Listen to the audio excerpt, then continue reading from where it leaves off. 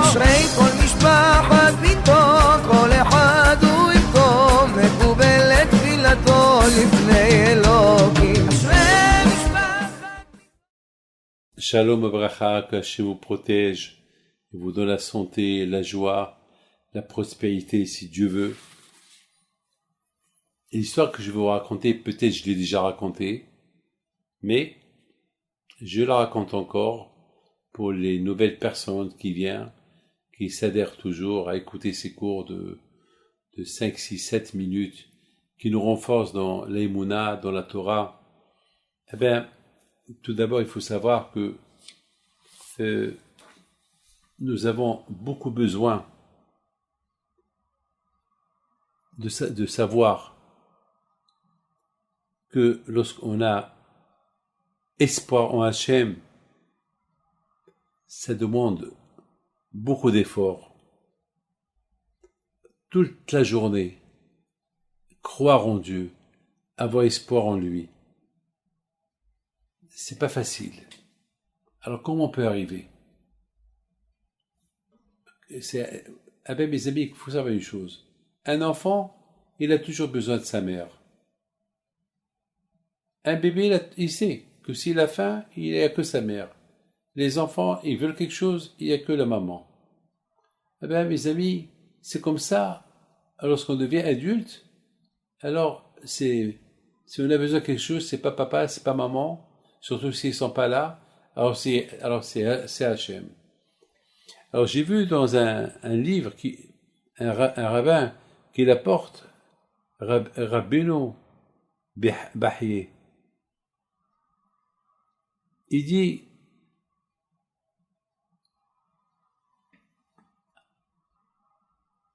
que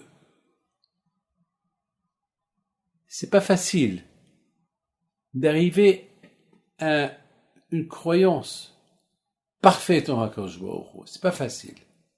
Ça demande beaucoup de travail. Et il a raison, Rabbi Bahye, de dire ça. Mais maintenant, il a raison. Il a raison. Maintenant, moi, David Pito, je vais vous raconter une histoire qui va vous épater. Vous allez voir que Bémet, lorsque on a la foi en Dieu, il ne faut pas se désespérer. Beaucoup de fois, ce qu'on demande à Hachem, ça n'arrive pas. Alors, à un moment donné, on craque et on abandonne. C'est pas vrai. Il ne faut pas abandonner. C'est ce qu'il dit vraiment Rabbeinu Bahye. Rabbeinu Bahye, ça demande beaucoup d'efforts. Vraiment, un attachement à Hachem non-stop pour arriver à dire ça y est, je suis vraiment attaché à Hachem. Parce que le bitachon bishlimut avec HaKadosh Baruch Hu, c'est pas facile. Le Yitzhara est très fort. Maintenant, je vous raconte mon histoire. Il y avait une fois une femme qui vient chez moi, et cette femme, elle a son fils qui est paralysé. Et cette femme-là, elle me dit, Rabbi David, il y a 12 ans, je n'avais pas d'enfant. Vous m'avez fait une bracha. Bon Hachem, j'ai eu cet enfant-là. Mais voilà, ça fait 12 ans que je ne suis pas venu vous voir parce que j'étais quelque part en colère, parce que je n'avais pas des enfants. Et vous m'avez fait une bracha. Et voilà ce que j'ai eu. Alors, et mon mari, malheureusement, il m'a divorcé. Je suis seul à l'élever. Et maintenant, une bracha. Il est paralysé, voilà. Il est sur une chaise roulante. Bon. Bien sûr, j'ai eu d'appel pour elle. J'ai dit, bien sûr, madame, j'ai prié. J'ai pas prié pour que vous aurez un garçon paralysé. J'ai prié pour qu'Hachem vous donne. Bon. Malheureusement, c'est Hachem qui sait. Moi, je connais pas. Mais prier, on va prier. Et à partir de là, elle venait me voir presque chaque semaine. Et chaque semaine qu'elle venait, j'avais de la peine pour elle, vraiment, parce que elle est seule, divorcée, et prendre les métros, c'était pas facile. Bémet, je lui dis, madame, Je ne sais pas quel espoir tu as en Dieu. Je ne sais pas comment ta émouna fonctionne. Mais viens, je vais te raconter une histoire. Et peut-être tu vas apprendre comment avoir la émouna en Hachem. Et peut-être tu auras des résultats. Moi, je ne peux pas t'aider. Moi, j'ai fait mon travail. Je prie pour toi. Mais ne crois pas que moi, je suis ta solution. Maintenant, tu sais que tu as eu l'émouna pour avoir cet enfant. Maintenant, il faut avoir l'émouna pour qu'il guérit. Et je lui raconte une histoire. Je lui dis, tu sais, il y a un rabbin, la Gemara elle raconte, il y avait un rabbin qui s'appelle Rabbi Yohanan, qui est parti visiter Rabbi Elazar.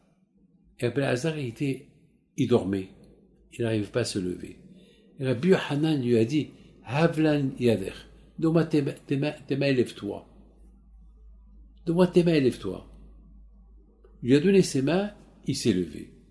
Alors je dis, madame, cette histoire-là, que je viens de te raconter, tu la racontes à ton fils chaque jour. Une fois que tu la termines, tu lui dis, donne-moi tes mains et lève-toi. Peut-être un jour il va se lever. Bon, un an, je ne l'ai pas vu.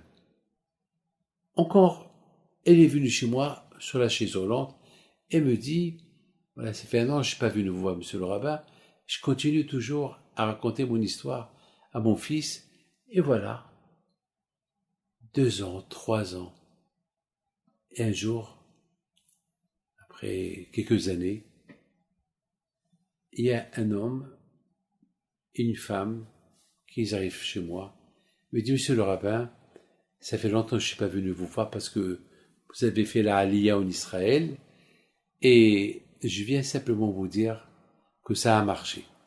Je ne me rappelle pas d'histoire. Ça a marché quoi? Vous vous rappelez, elle m'a rafraîchi la mémoire, elle me raconte toute l'histoire, elle me dit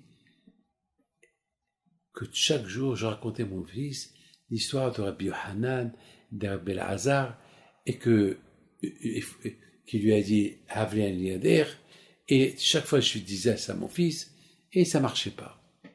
Il me dit, il y a 6 mois, mon fils il a pris une crise de nerfs, il n'était pas bien, il était sur la chaise roulante, il m'a presque étranglé. Il me dit, maman, un jour que tu me racontes cette histoire, je te tue, maman. J'ai ras-le-bol d'écouter cette histoire. Je peux plus l'écouter. Arrête d'écouter. Je dis, toi, tu es ta mère? Non, maman, excuse-moi, c'est une manière de parler. Mais maman, arrête. C'est un bourrage de crâne, ce rabbin. Il t'a dit, Havlian Yader, donne-moi tes mains, lève-toi. C'est une histoire, c'est une anecdote. C'est pour te faire plaisir. Mais maman, j'ai maintenant 18 ans. Arrête de me raconter cette histoire. Et moi, j'écoute. Alors, madame continue. Il me dit, Rabbi David, même qu'il ne voulait pas que je raconte l'histoire, je le suppliais. Mais un jour, il m'a dit, maman, c'est la dernière fois. Malgré tout, je me suis rapproché vers lui pour essayer de lui raconter l'histoire. Et je lui ai raconté l'histoire de loin. Et lui, il s'énervait, il m'insultait. Après, à un moment donné, j'approche vers lui et je lui dis, allez, mon fils, Havlian Yadir, dans tes mains. Il s'est jeté sur moi. Il m'a fait tomber par terre. Il me dit, maman, arrête de me faire ça. Alors, je l'ai aidé.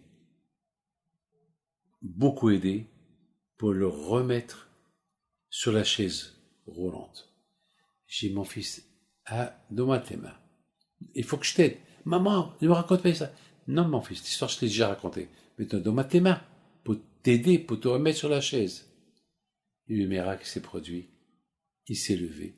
Voilà, il est là. Elle est belle histoire, hein? Havlan Lider. Donne-moi tes mains. Avec que le beau Dieu protège.